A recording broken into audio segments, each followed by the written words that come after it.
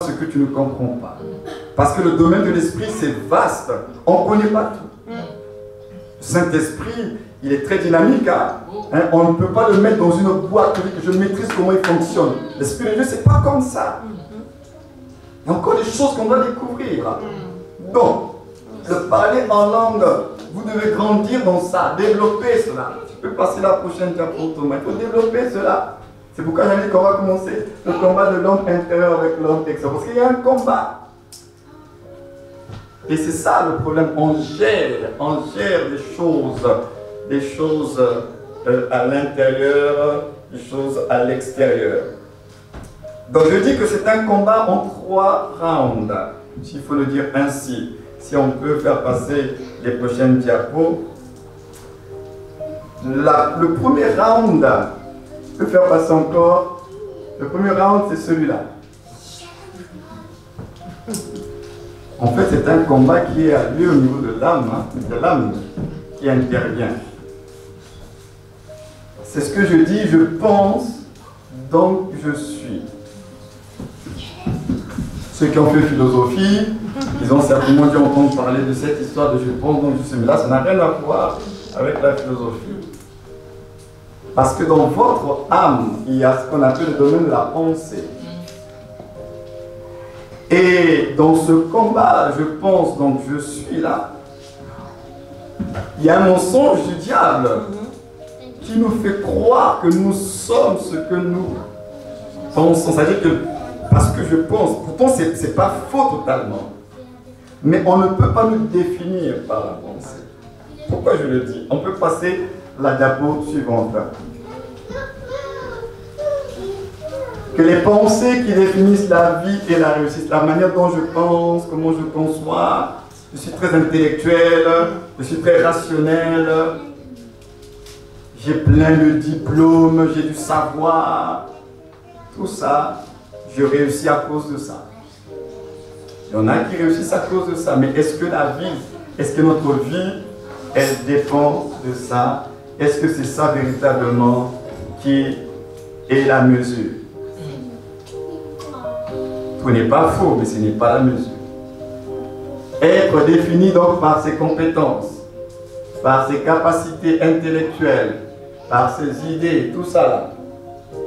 Il y a des gens, on dit waouh, ils ont réussi parce qu'ils ont beaucoup de capacités, ils ont beaucoup de diplômes. Socialement parlant, ce sont des gens qui ont un certain savoir, une certaine intelligence. Et à partir de là, on les classifie.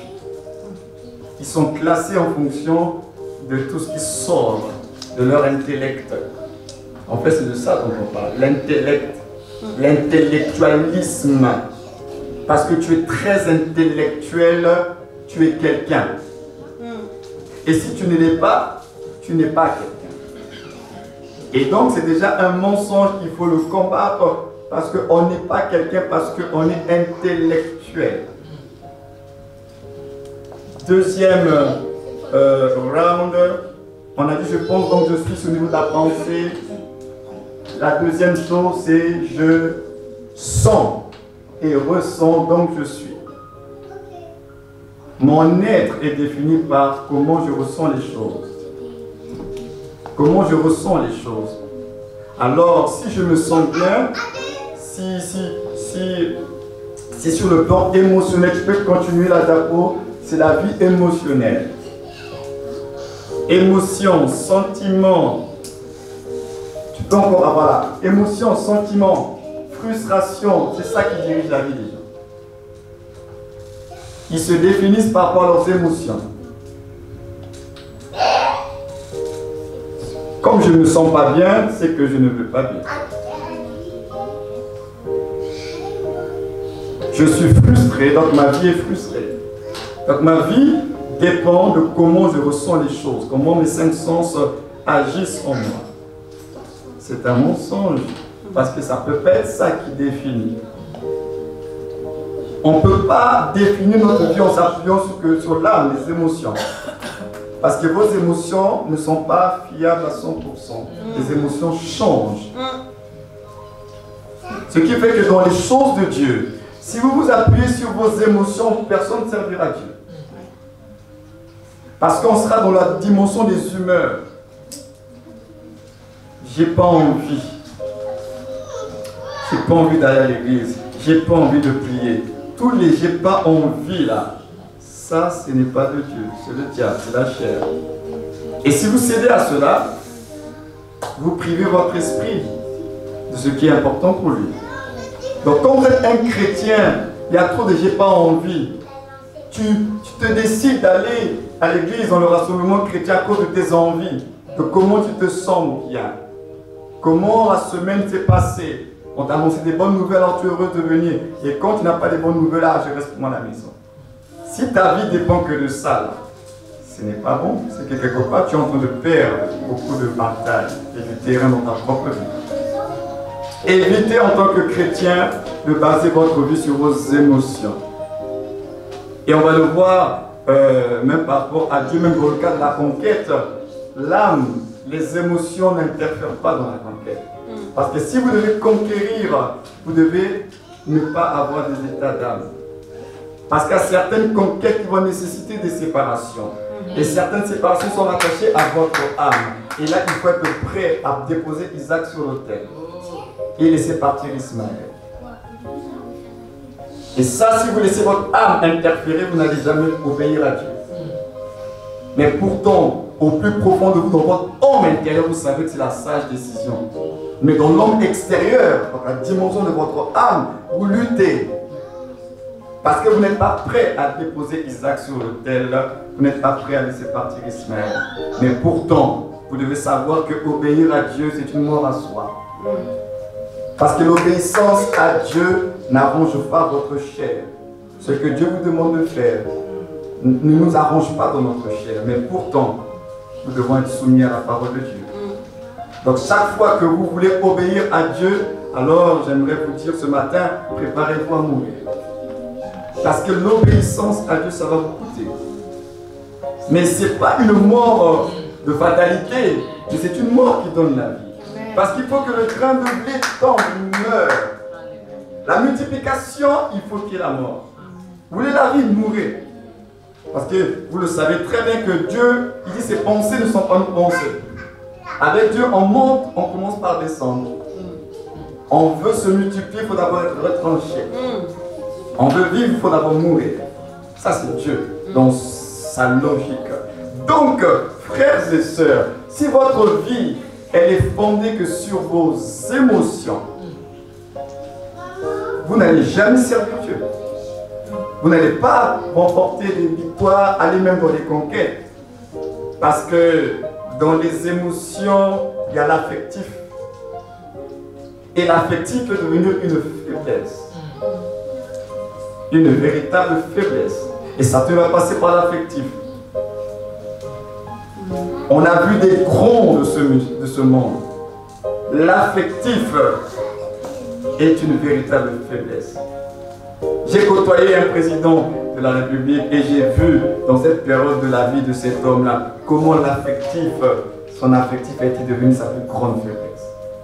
Alors quand je voyais le personnage, alors je voyais comment on le voyait à la télévision, mais quand j'ai vécu la situation avec lui et tout ça là, je me suis rendu compte que cet affectif qu'il avait était devenu son propre piège. L'affectif. Alors c'est pourquoi, si on réussit à triompher à ce niveau-là, c'est une bonne chose parce qu'Abraham, c'est vrai qu'il avait fait partir Ismaël, mais quand il s'agissait d'Isaac, toute la dimension affective a été engagée. Ton unique, celui que tu aimes beaucoup. Là. Mais comment Dieu il insiste pour bien montrer qu'il est en train de toucher ce côté-là très affectif. C'est le seul qui lui reste. Dieu lui rappelle que je sais que tu l'aimes beaucoup aussi. Humainement parlant, on serait en droit de dire, mais oui, justement Seigneur, parce que c'est le seul qui me reste. Puisque c'est celui que j'aime beaucoup là, pourquoi tu me le demandes? Mais justement Dieu dit, c'est lui là, donne-lui. Et lorsque Abraham a obéi, N'oubliez pas, je viens de dire que l'obéissance est une mort à soi.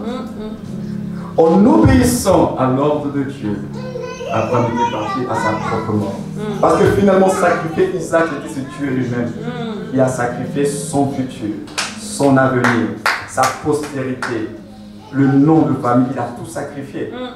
Parce que pour pouvoir pérenniser le nom de famille, c'est par le descendant direct. Mais si Isaac qui est l'élément multiplicateur, n'est plus là, qu'est-ce qui va devenir? Ça veut dire qu'après la mort d'Abraham, ça devait être la fin.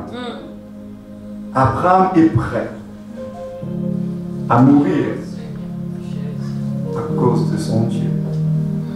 Et lorsque Abraham se met Isaac sur l'autel et qu'il prend le couteau, c'est-à-dire que dans la tête d'Abraham, Isaac était déjà mort. Prendre le couteau, et il était prêt à le tuer. Si l'ange ne l'avait pas arrêté, Abraham tuait Isaac. C'est pas que Abraham s'est arrêté, c'est Dieu qui l'arrête. Donc Abraham était résolu. Pour lui, à ce moment-là, Isaac était mort. Et à cause de cette obéissance à Dieu, il reçoit le témoignage de Dieu. Et Dieu va faire un serment. Dieu jure par lui-même. Il dit, maintenant je sais que tu me crains et tu n'as pas refusé de me donner Isaac, ton unique fils. Et à cause de cet acte, on dit que Dieu va lui imputer cela à justice. Dieu va confirmer, va lui dire que oui, c'est vrai, tu es vraiment le Père de la foi. Tu n'as pas hésité à donner ta vie pour moi. C'est pourquoi Jésus disant, si quelqu'un veut être son disciple, si quelqu'un veut le suivre, il doit être prêt à renoncer à lui-même, il doit être prêt à donner sa vie. Et souvent, à cause de notre âme, on n'est pas prêt à mourir. Parce que l'âme va te faire montrer tous les avantages matériels et tout ça là. Tu vas laisser ça vraiment. Et toi, tu vas commencer à analyser, tu dis, mais après tout, Dieu, c'est un bon Dieu. Non, ça peut pas être Dieu. Et pourtant, c'est Dieu qui a demandé Isaac à Abraham. Alors, on va continuer. L'autre, le dernier. Donc, et déjà, on dit, les émotions, frustrations dirigent la vie, et la suite, une vie fondée à part. Tu peux rajouter, une vie fondée sur, justement, en rapport avec ta personnalité, ton tempérament. Parce que vous savez, notre personnalité devient aussi des excuses finalement. Je suis comme ça. Moi, je suis moins sanguin. Alors, comme tu es sanguin, tu justifies ta colère. Bon, moi, c'est sanguin. Donc, c'est normal que je sois en colère, donc laissez-moi. Oui, tu peux être sanguin, mais ça ne justifie pas qu'il faut rester dans cet état. Parce que la Bible dit que la colère d'un homme n'accomplit pas la justice de Dieu. Alors, si tu te définis que par ton tempérament, et on va le voir rapidement, parce qu'il faut se connaître soi-même. Nos tempéraments ne sont pas des excuses pour justifier notre légèreté, notre manque de consécration, notre négligence. Notre tempérament n'est pas une excuse. Alors, qu'est-ce qu'on dit par rapport au tempérament? On va juste rappeler, pour ceux qui connaissent un peu les différents tempéraments avec plusieurs appellations, on va aller rapidement. Il y a le premier, on parle du colérique ou bien bilieux. Ça permet à certaines personnes d'avoir une idée un peu sur les tempéraments. Alors, le tempérament colérique ou bien bilieux, non, je reviens en arrière, et ce sont des gens qui sont entreprenants et autoritaires. C'est quand même assez positif. Mais on va voir la suite. La suite, qui sont souvent imprévisibles. Avec un comportement pouvant changer très rapidement. Personne très rigoureuse pourtant, appréciant que les choses soient claires et précises. Il y a tout ça. Mais elles sont quand même imprévisibles. Là, c'est les colériques. Elles sont dotées d'une grande sensibilité. Il y a des formes de contradiction dans ces tempéraments-là. Dotées d'une grande sensibilité. Elles pourront facilement être affectées des situations personnelles des autres. C'est vrai. Généralement, elles sont très impliquées dans ce qu'elles font. Les colériques se révèlent toutefois impatients. Il ne faut pas que ça traîne, il faut que ça bouge. Ah, ce sont les colériques, hein. Ce sont les tempéraments. Alors, on peut continuer. En même temps, très anxieux, susceptibles, les tempéraments colériques sont portés à l'irritabilité. Sinon, il y a la colère aussi là-dedans. Hein? Elles sont sensibles au stress et à la pression.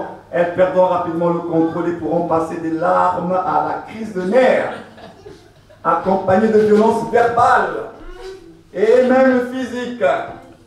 Quand tu fais une queue de poisson, tous les noms des animaux sortent de ta bouche. Il y a tout ça, très clairvoyant. Ils se feront rapidement un jugement souvent juste du monde qui les entoure. Il n'y a pas que des mauvaises choses, il y a des bonnes choses aussi. Il faut que chacun apprenne à puiser dans son tempérament, mais ne pas prendre le côté négatif de son tempérament pour en faire des excuses. C'est ça, sinon vous tombez dans un piège du diable. Alors, on peut continuer la suite. Les sanguins, deuxième type de tempérament.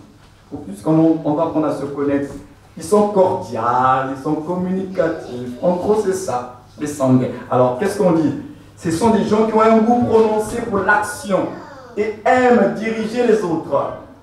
Ils pourront se révéler d'excellents mineurs si jamais ils parviennent à en prendre conscience. Ce sont des mineurs, hein, des leaders nés, hein, les sanguins. Continue. Plutôt physiques qu'intellectuels, les sanguins sont très soucieux de leur image. C'est ainsi qu'ils accordent une grande importance à leur apparence et à leur santé. Les sanguins. Ah oui, ça ce sont des études scientifiques, hein. Ça c'est pas dans la Bible. Égocentriques quand même, et ayant besoin de l'attention de leurs semblables. Ils veulent montrer qu'ils existent, quoi, on est là. Hein, les sanguins seront heureux lorsqu'ils se trouveront devant un public ou plus simplement objet de tous les regards. Ah, ils aiment bien. Vous leur donnez la possibilité d'avoir le micro comme ça, là, ils vont faire le show. Parce qu'ils aiment ça en eux, il y a ce besoin de reconnaissance, de